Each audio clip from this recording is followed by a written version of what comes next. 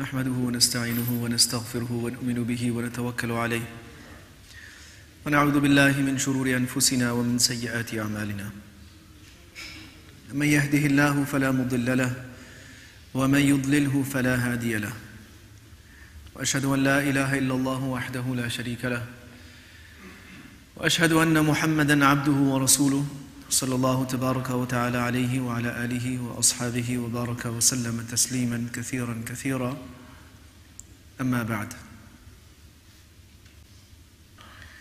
We are now moving on to Surah An-Nas, last surah in the sequence of the Quran. And this surah is, as we mentioned, linked and connected to the previous one. Surah Al-Falaq is about taking protection from an external enemy, someone who is out to cause harm, and different modalities of that harm were discussed in the surah. This surah it's also about seeking protection, but from a different kind of enemy. This surah is about taking protection from the enemy within, from the enemy inside. This is the hidden enemy that we are absolutely responsible for overpowering. We are not responsible for overpowering our external enemies, but we are responsible for overpowering this internal enemy. And this surah really opens up this subject. The beginning is قُلْ أَعُوذُ بِرَبِّ النَّاسِ. Say directly to Muhammad sallallahu alaihi wasallam, indirectly to the rest of mankind. أَعُوذُ بِرَبِّ النَّاسِ. I take protection with رَبِّ النَّاسِ. مَلِكِ النَّاسِ إِلَهِ النَّاسِ. Three attributes of Allah subhanahu wa ta'ala are mentioned. The first is rububiyyah. In fact, Rabb, Malik and Ilah summarize all the attributes of Allah subhanahu wa ta'ala. Because Rabb incorporates all of the sifat of Allah that have to do with khalq, with creating, giving shape, nurturing, providing, all of those things that have to do with bringing things into existence and then looking after them once they're in existence, taking care of them, showing mercy to them, and so on and so forth. So he is Rabbun Nas. The second attribute is Malikin Nas. Malik literally means king, but the actual meaning of mulk and Malik is the one who has the executive power to carry out his decision, what is called tasarruf. The one who is capable of doing tasarruf, in other words, carrying out his free will in something, is the Malik of that thing. So we can translate this as the king of people, but it's more than just being the king of mankind. Allah subhanahu wa ta'ala is the only one who can exercise his free will. He has absolute control. So this attribute of Allah subhanahu wa ta'ala summarizes all of those attributes which indicate the control and the power of Allah.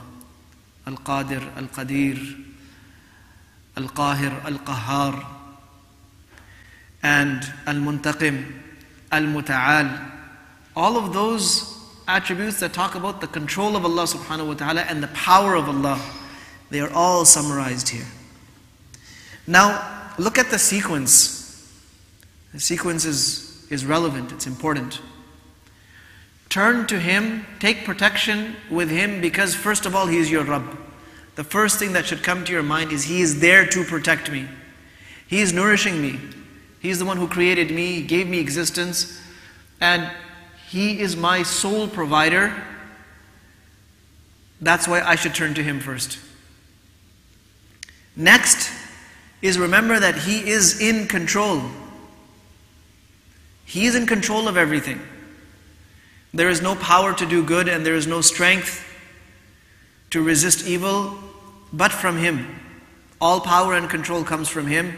So that's your second reason for turning to Him. Now both of these attributes are actually serving as arguments for the third one, Ilahin Nas. Because He has these two attributes, or these two collections of attributes, He is the only one worthy of being worshipped. That's why He's the only one being worthy of worship, because He is the only one that's creating, nurturing, shaping, providing, protecting, and all of those attributes that come under that set. And He is the only one who has control over every single atom in this universe. So when you put both things together, who is the one that then you should worship? There is no one else. So each is inviting mankind. This is the usloob of the Quran. It's the beautiful language of the Quran, the beautiful message of the Quran. It's filled, and we cannot even scratch the surface of the power of the Quran in sessions like this. Even great ulama, great mufassirin, after exhausting their lives in understanding and explaining the meanings of the Quran, at the end of it they say, we haven't even taken a drop out of that ocean. This goes on. This is an ocean that has no end. And we cannot claim to understand, forget about fully understand, we can't claim to have even a good understanding of the book of Allah subhanahu wa ta'ala. So it's an ocean.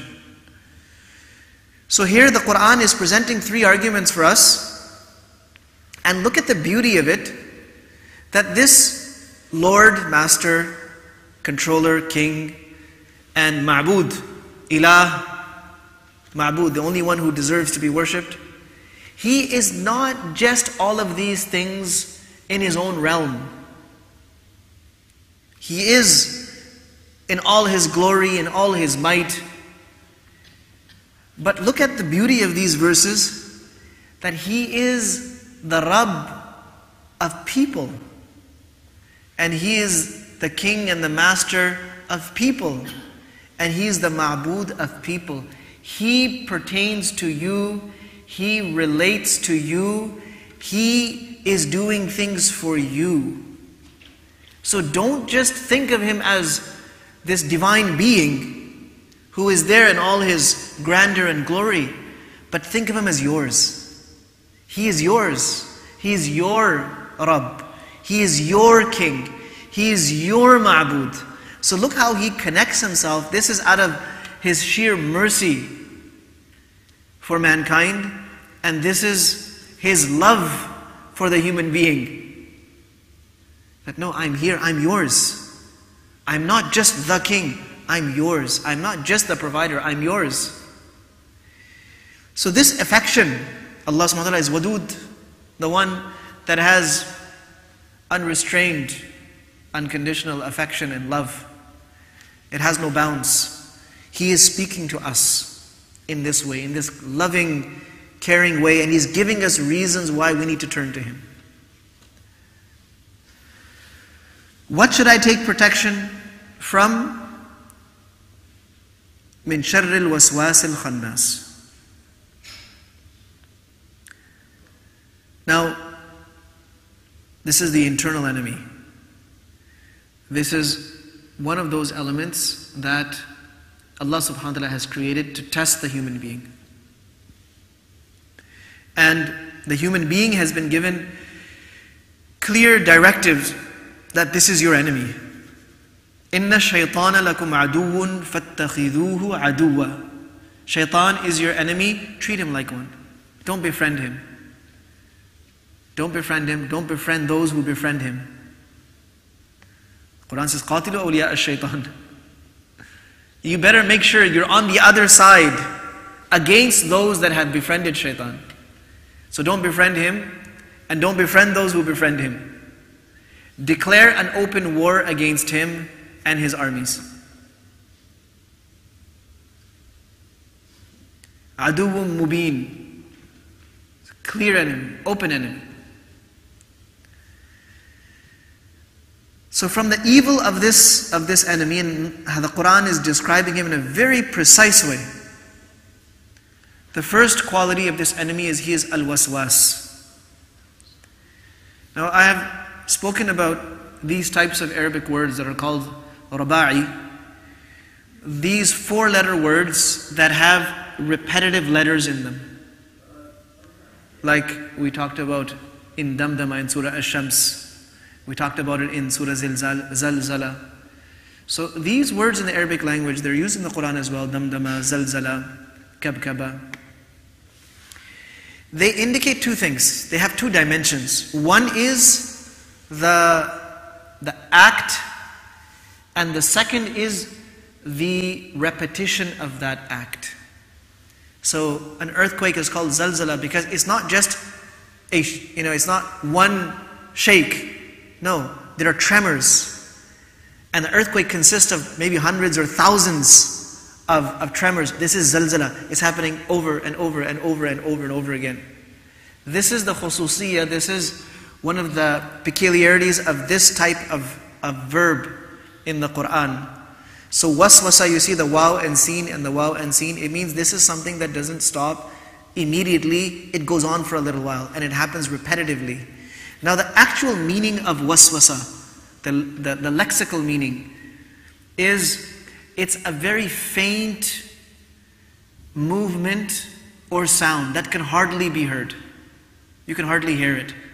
And the way the Arabs used it originally was for the sound of if a woman is wearing an earring, and it's not jingling, it's not a loud earring in the sense that it's making a jingling sound, but it's making a light kind of a rubbing sound against her ear.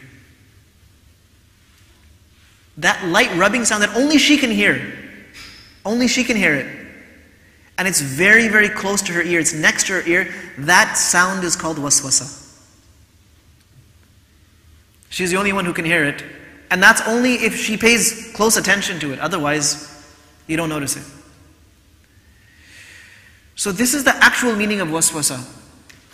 And it has the meaning of repetitiveness. It goes on for a little while. And it comes back. It comes back. It comes back. So al-waswas, and there is a lengthy discussion amongst the linguists as to what noun form is al-waswas. So the ulama of lugha are divided in two camps. Some say that this is a masdar, meaning it's the infinitive form. And others say that it's a descriptor, it's an adjective. It's describing someone who's doing it. So both have very strong evidences and proofs to rest their case. But having said that, most mufassirin are of the view that al-waswas is the fa'il, is the doer. It's not the infinitive form of the verb, to do. Because if we translated it that way, then it would mean from the evil of the whispers.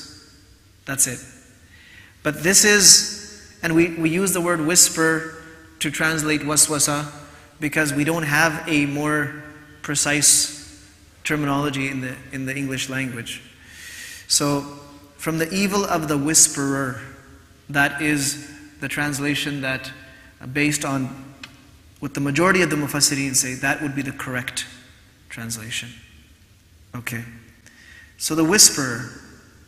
So the one who is whispering, what's he whispering? All kinds of things. We say waswasa. I had this waswasa, I had this thought. Now a waswasa could be a doubt. It could be an idea. It could be a plan. It could be a perception of something. Where we have a choice to perceive something in one of two ways. Someone made a comment. And the person appears to be making the comment in a neutral way. But I get this thought, you know what? This person is actually taunting me. It's a little voice.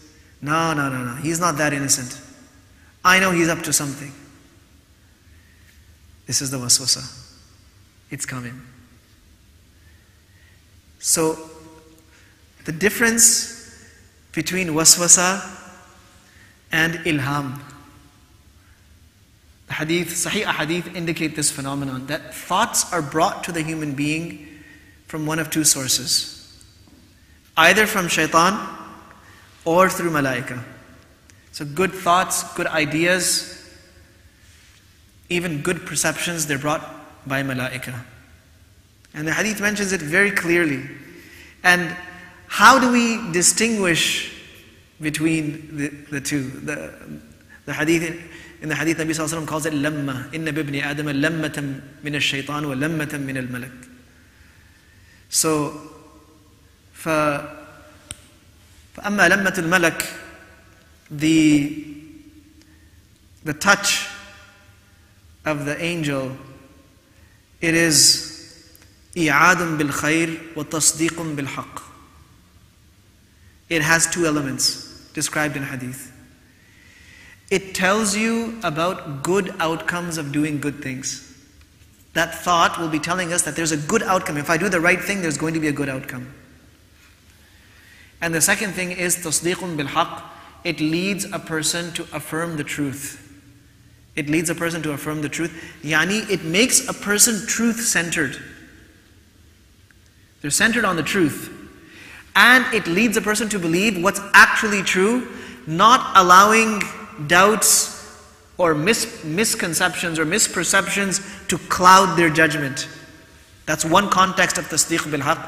And the other thing is, it leads a person to confirm inside that all the promises made by Allah and His Rasul Sallallahu Alaihi Wasallam are haqq. Tasdeequn bil haqq. And as you can guess, the thoughts brought by shaitan have the opposite. So one is i'adun bil shar wa takdhimun bil haqq. Those thoughts tell you that if I do the right thing, something bad is going to happen. Like, for example, let's take the same example. Somebody said something in a neutral way. I have a choice of how I'm going to judge it, how I'm going to take it. That's up to me. I can choose to take it in a positive way. I can choose to take it in a negative way. Now, I could think that if I take it in a positive way, I let it go. You know what? This person has so many good qualities. They probably would make a good friend, and I would like to remain this person's friend. I would like them to be my friend. And there's so many good things we can do together. So, good outcomes from doing good things. The thought from shaitan would be that if I do the right thing, there's going to be a bad outcome. I'adun bishar.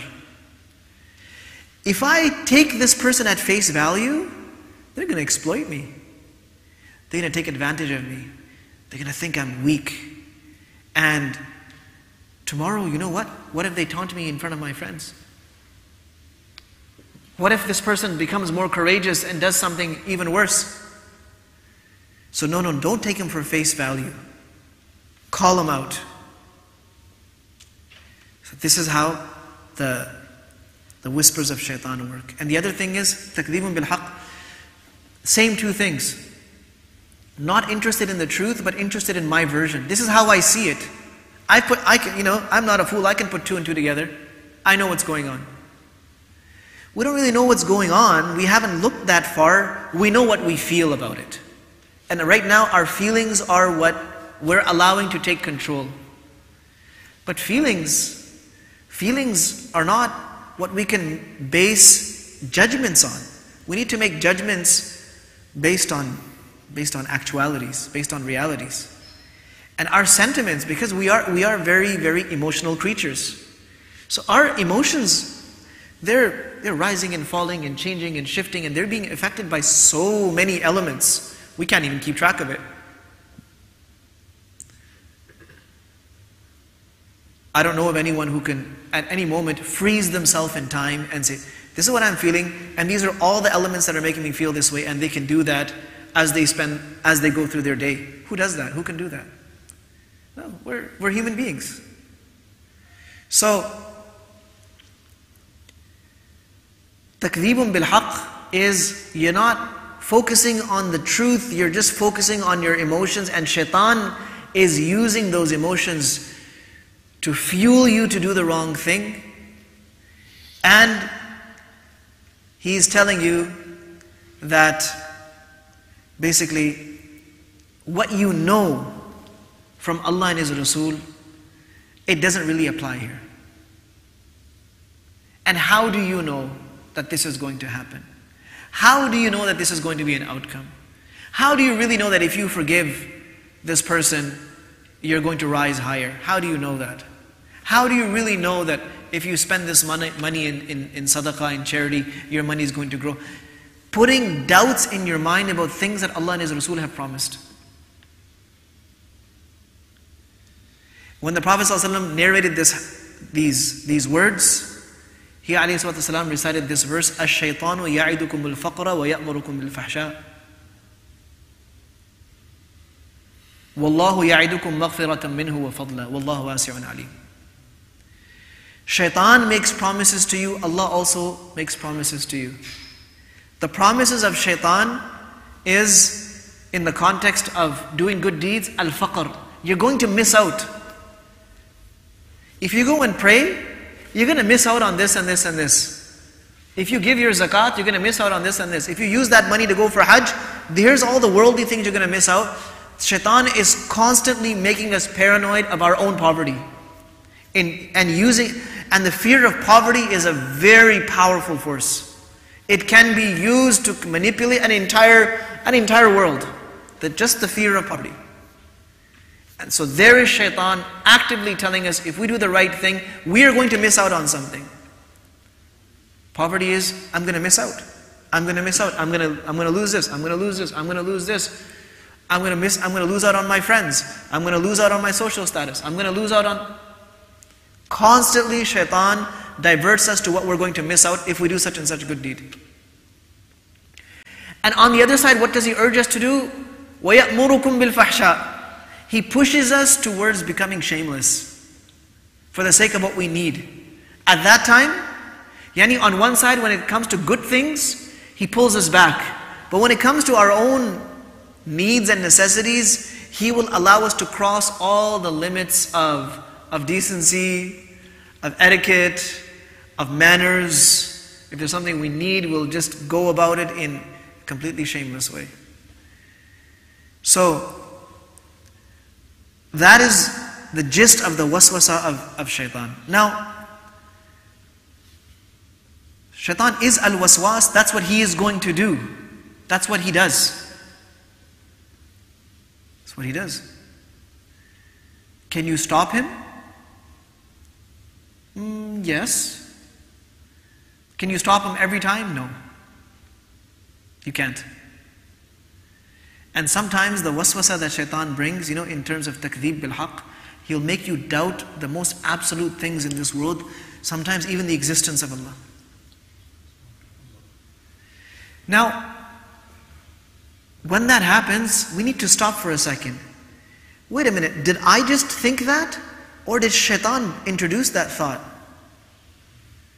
If shaitan introduced this thought, it's not my thought. It's not my thought until I entertain it and I start thinking about it. So, shaitan will bring the thought close to us. The next verse is describing that. Shaitan will introduce the thought. It's not my thought. I'm kicking it out. Gone from my system. Myself, deliberately, I will never think about it again. There's no sin in this. One Sahabi came to Nabi Sallallahu Alaihi Wasallam. He said, "O Prophet of Allah, sometimes I get such waswasa that I would rather be burned to coal than talk about it. Such thoughts. I would rather be burned to coal than even mention it on my tongue." Look at the response of Nabi Sallallahu Alaihi Wasallam. Allahu Akbar. He said, ذَلِكَ مَحْضُ الْإِيمَانِ. That's pure iman. That is pure iman. Shaitan is doing his work and you despise that thought so much that you'd rather be burnt than bring it to your tongue. And there is no punishment or consequence for having a bad thought until and unless we start entertaining it and we make it our thoughts. Or we start talking about it. We don't talk about... Today, correct me if I'm wrong, a lot of the conversations and the talks, the discussions, it's the wasawis of shaitan, It's the waswasa that shaitan has planted in our mind. We're talking about it as if it's holy writ. As if it's something so important, something so sacred. What is the origin of that thought? Have we ever sit down to think about it? Have we ever sat down and where did this thought come from? Today, all my thoughts, all my opinions are so sacred, they're so important, that people better listen because it's my opinion. Hold on. Go back to yourself and think, what elements does this thought have? And one of the qualities of Iblis, one of the tasks that he does so well is, it's called, in the Quran, it's called tazyeen. Tazyeen, which means to beautify. He will make his work, the thoughts for example, appear beautiful. As if this was just an intellectual breakthrough that I just had. And I'm feeling so uplifted because this came to my mind. And he'll start talking about it. Even though it's nothing but a waswasa of Iblis. He swore to Allah subhanahu wa ta'ala, لَأُزَيِّنَنَّ لَهُمْ فِي الْأَرْضِ وَلَأُغْوِيَنَّهُمْ أَجْمَعِينَ. I'm going to make all the wrong things appear attractive to them, and I'm going to lead them all astray. So there's two layers. One is he does the work, but the other is he makes it look so beautiful. He makes it look so interesting, so right. Makes it look right, he makes it feel right. This is all part of the waswasa aspect of Iblis. So, for a waswasa to come, it's not necessarily in our control. It came, but to repel it is our duty. And they are layers of thoughts. So, the waswasa is that little whisper. It's that little whisper, and it's been introduced to me. What am I going to do with it? If I give it some thought, or if I give it some importance, it's going to come back. And it's going to come back stronger. And when it returns, it becomes a hajis. This is the next level of thought. It means I've entertained it, I've allowed it to come back. I haven't repelled it strongly enough. The next level, it becomes hadithun nafs. It becomes, we can call it self-talk. There's a conversation going on in the mind where the mind is entertaining this thought and actually processing it. So inside you're talking to yourself about this thought. There is a clip that's playing in the mind about this thought. It's gone pretty far now. And then it reaches the next level where a person becomes inclined to act it out. Whether it's in the form of speaking it, or it's in the form of doing what that waswasa is telling them to do. And at that time, it becomes a hum. Hum is, a person is inclined to do it. And if they stay in that state for long enough, it becomes a azm, where they decide to do it. These are levels of thought. It becomes a decision. You've resolved that I'm going to do this. Now you could take this little timeline that I've given, you could apply it to, let's say, a sinful thought, the thought of committing a sin. It starts out with just a waswasa. If you don't repel it, it comes back, it becomes a hajis. Comes back, becomes hadithun nafs. Gets stronger, becomes a hum. And eventually a person decides, I'm going to commit that sin. So, shaitan triggers a process in a very clever way, showing us the advantages of that thought. He will never show us the disadvantages of that thought. The only thing that can show us the disadvantages of that thought are iman and taqwa. To the extent that a person has iman, and to the extent that they have taqwa, Allah subhanahu wa ta'ala gives them the basira. They can see right through it.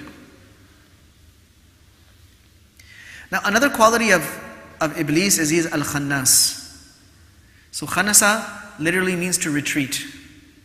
He whispers and then he retreats. What does it mean he retreats? He's not going to spend hours with you working on you. He's going to plant the thought and he's gone. He's got other people to, he's got many clients in the area to tend to. So that's one thing. He'll do the thought And you might be left wondering, where did that thought even come from? Why? You don't know. He's not going to stick around to give you explanations. He's done his job. The other meaning of al-khannas, that which is mentioned in hadith, that whenever a person is a victim of Iblis, the waswasa of Iblis, and then he remembers Allah, shaitan can't stay there. He can't. He flees, he runs for his life. He cannot tolerate the remembrance of Allah.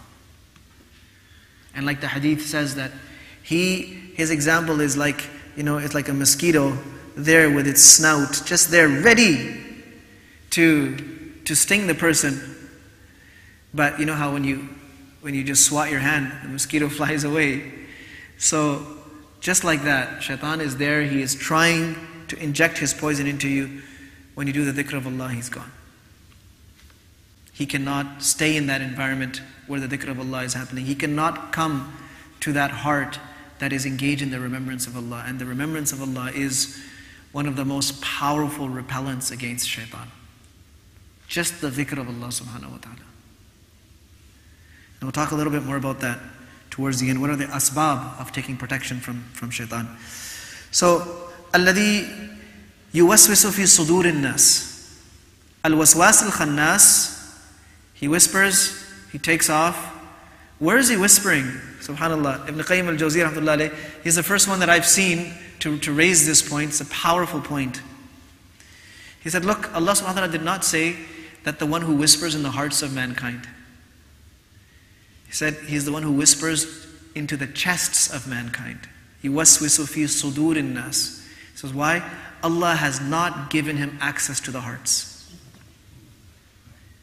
He can come close to the heart. He can come close. He'll whisper into your chest. So this is like, it's a metaphor for saying that he cannot change your mind, change your heart. He cannot get into you. Allah subhanahu wa ta'ala told him, Inna ibadi laysa laka alayhim sultan. You have no power to control my slaves. إِلَّا مَنِ اتَّبَعَكَ مِنَ الْغَاوِينَ. Except for those who voluntarily choose to follow you. Okay, they're your followers. But I will never give you control. On the day of judgment, no one can say, shaitan made me do it. No, shaitan was doing his job. Shaitan was doing, and he's very good at his job. Doesn't get any better. Inviting people so that they can join him in Jahannam. إِنَّ الشَّيْطَانَ لَكُمْ عَدُوٌ فَاتَّخِذُوهُ عَدُوًّا إِنَّمَا يَدْعُو حِزْبَهُ لِيَكُونُوا مِنْ أَصْحَابِ السَّعِيرِ. His mission and task is to keep inviting people so that they can join him in the blazing fire of Jahannam. So, Ibn Qayyim says he doesn't have access to your heart, he has access to your chest, which means he can bring it pretty close. Now, it's going to be your choice if you accept that thought or not. That is your choice. And that choice is going to vary depending on your state of iman and your state of taqwa. Somebody in a strong state of iman, it's just going to bounce off of them. It's not going to have any impact. What's this? In fact, some people, they develop such a strong connection with Allah subhanahu wa ta'ala, and they have so much nur in their hearts that even shaitan hesitates. He'll be very selective of what kind of message he'll put in their mind. He will still work on them. No one is immune from the efforts of shaitan. But he hesitates to go to them. So, الَّذِي يُوَسْوِسُ فِي صُدُورِ النَّاسِ. This is a warning that look, he is going to plant the thought very close to your heart. Now it's your choice. Either you choose to turn towards Allah subhanahu wa ta'ala and repel that thought, or you choose to entertain it. Sometimes the thought itself, it might seem very appealing, very attractive, very beautiful. It might seem very enjoyable. And in that thought, that's what shaitan does. He tries to create a mindset, make something appealing enough for you to get interested in it. He'll tell you, he's a master of fadail, the virtues of things, the benefits of things, all the advantages of sinning. Every single one of them is a lie. The Quran paints a picture of what will happen in Jahannam. So after all of the people who were destined to go there, enter there, a mimbar, a pulpit from the fire of Jahannam will be erected for Iblis. Here, speak to your followers. So shaitan will address them. وَقَالَ الشَّيْطَانُ لَمَّا قُضِيَ الْأَمْرِ. Once the final decisions have been made, who is going to be where? Iblis will speak. إِنَّ اللَّهَ وَعَدَكُمْ وَعْدَ الْحَقِّ. O people, Allah made some promises to you. Today you've seen with your own eyes that every one of those promises was true. وَوَعَدْتُكُمْ. I also made promises to you. فَأَخْلَفْتُكُمْ. And today you have seen that every one of them was a lie. I have broken every one of my promises to you. Look, he's gonna declare it openly. But look, be fair. وَمَا كَانَ لِيَ عَلَيْكُمْ مِنْ سُلْطَانٍ.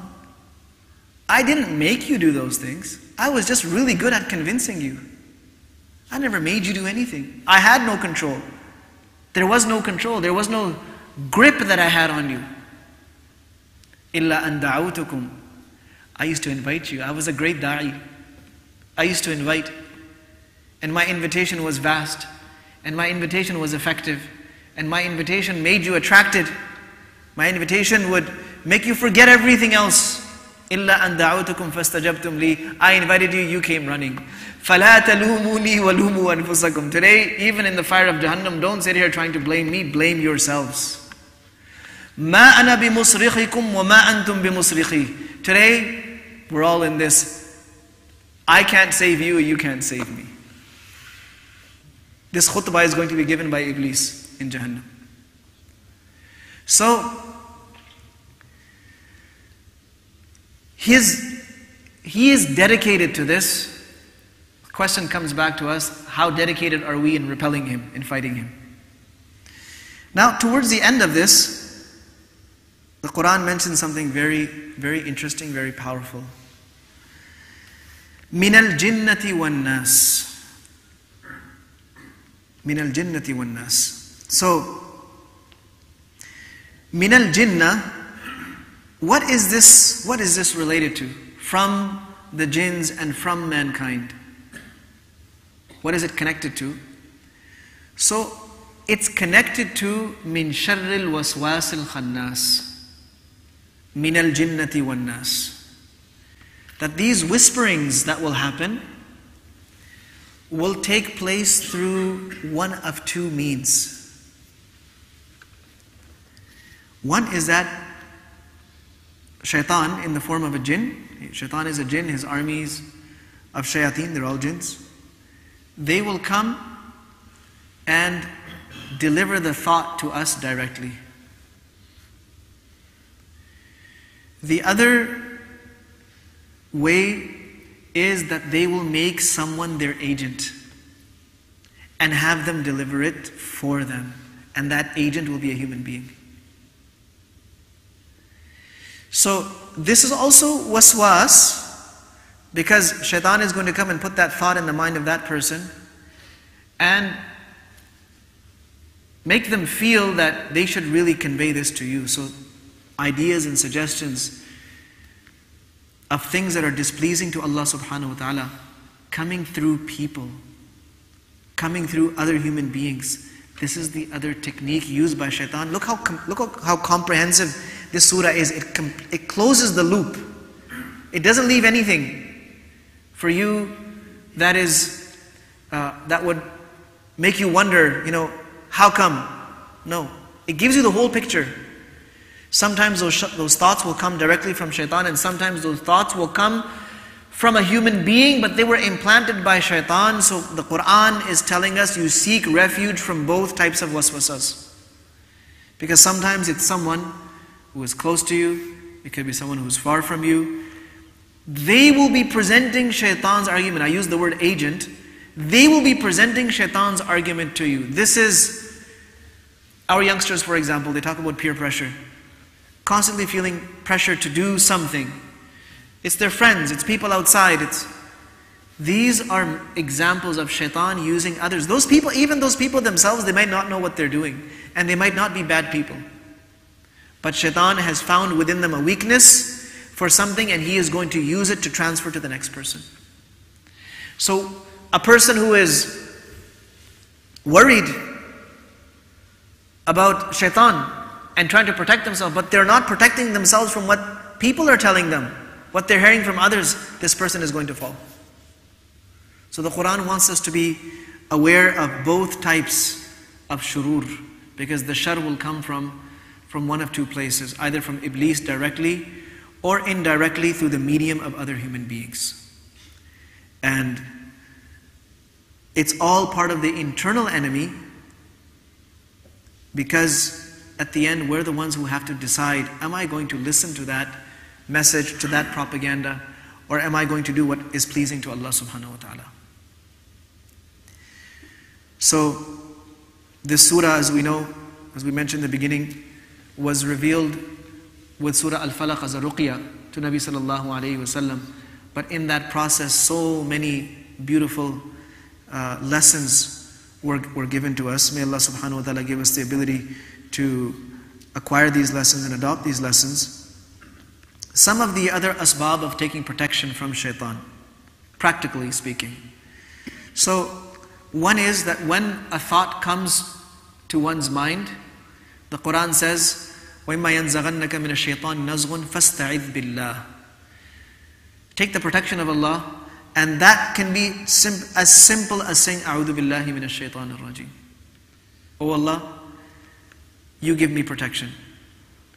And Ibn Taymiyyah rahmatullahi alayhi gives an example. He says there's a person who, when he leaves his house, walks down the street, there's a dog that it's always barking at him. Now, the dog is annoying. It's bothering this person. This person has a few options here. One option is to continue ignoring. In that case, the dog is going to continue barking. The second thing is to engage the dog and yell at the dog and tell him to be quiet. But that's only going to make the dog more aggravated, and the dog is only going to increase whatever it is that it's doing.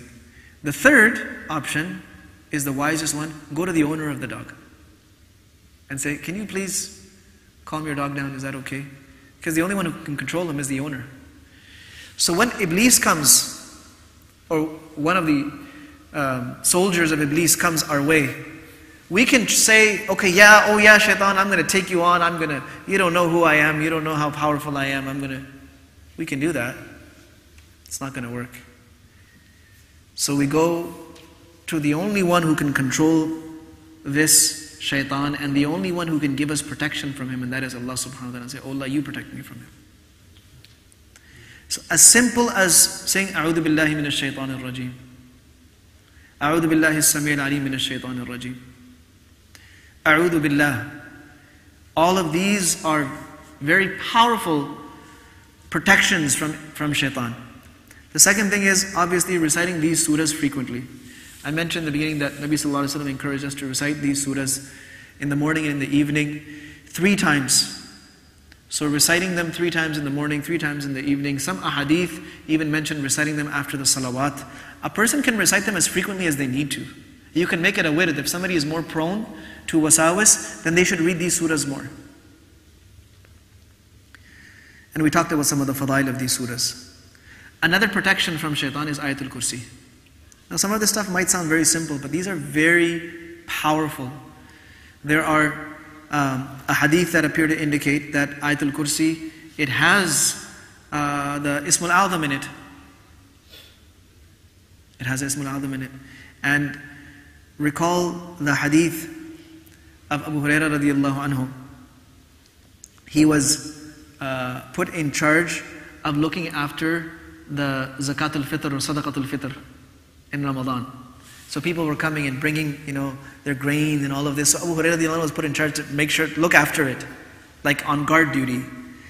So somebody came and started scooping out some handfuls from the piles of grain. Abu Hurairah radiallahu anhu caught him. He said, "What do you think you're doing?" That's it. "I'm going to take you to Nabi sallallahu alaihi wasallam." He said, "No, please, I'm starving. and I really need it. Please don't. So he had pity on him. He said, okay, some poor starving guy, I'm going to have him punished. It's not good. Next day he came again. The same guy came again. And Abu Hurairah caught him. He said, I'm taking you right now. He said, no, please, I didn't have anything and I'm starving. So again, he felt sorry for him. So the third time, that same person came again. And this time Abu Hurairah said that, I'm not going to let you go. He said, look, what if I teach you something? I teach you something that will keep you protected from shaitan all the time. He said, okay, teach me. So he said that whenever you go to bed, read Ayatul Kursi. And as long as you sleep after reciting Ayatul Kursi, there is going to be a protector appointed by Allah subhanahu wa ta'ala for you. An angel will be appointed to protect you, and no shaitan can come close to you until morning. So Abu Hurairah let him go. But in the morning he went to Nabi sallallahu alayhi wa sallam. He said, O Prophet of Allah, this is what has been happening. But actually in some narration, the hadith of Bukhari, it's mentioned that Nabi sallallahu alayhi wa sallam asked Abu Hurairah, so, how is your captive? So then Abu Hurairah told him the whole thing. And he said, O Prophet of Allah, this is what happened the first 2 days. The third day he said, I'm going to teach you something that Allah will benefit you from greatly if you let me go. And he told me, so Nabi sallallahu alayhi wa sallam, okay, what did he teach you? He said, he taught me this and this and this, the fadail of Ayatul Kursi. So Nabi sallallahu alayhi wa sallam said, Sadaqaka wa huwa kadhub. He spoke the truth to you, but he's a great liar. He's a huge liar. And then Nabi sallallahu alayhi wa sallam told him, that was shaitan. That was a shaitan that was coming and doing this. So, look at that. Sahaba radiallahu anhum were so powerful that even the shayateen had to come and teach them good things. And there are other narrations to this effect. The other, what we can call a hirz or a protection from shaitan is Surah Al-Baqarah. Reciting Surah Al-Baqarah, the hadith mentions that shayateen don't go into a house in which Surah Baqarah is recited. So reciting Surah Baqarah every now and then in our homes, this is a very good practice. And on a daily basis, the last couple of ayat from Surah Al-Baqarah, from Aman al-Rasulu to the end. Reciting these ayat, it comes in a hadith that a person who recites these last two verses from Surah Al-Baqarah, they will suffice this person, they will take care of them, they will provide a protection from them. Another amal is the opening of Surah Hamim or Surah Al-Mu'min.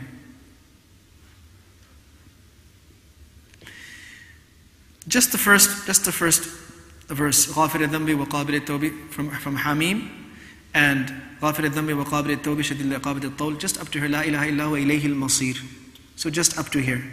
The hadith says that a person who recites them in the morning is protected until the evening. Person who recites them in the evening is protected until the morning. These are all very simple things to do. لا إله إلا الله وحده لا شريك له له الملك وله الحمد وهو على كل شيء قدير. Reciting this in the morning and in the evening.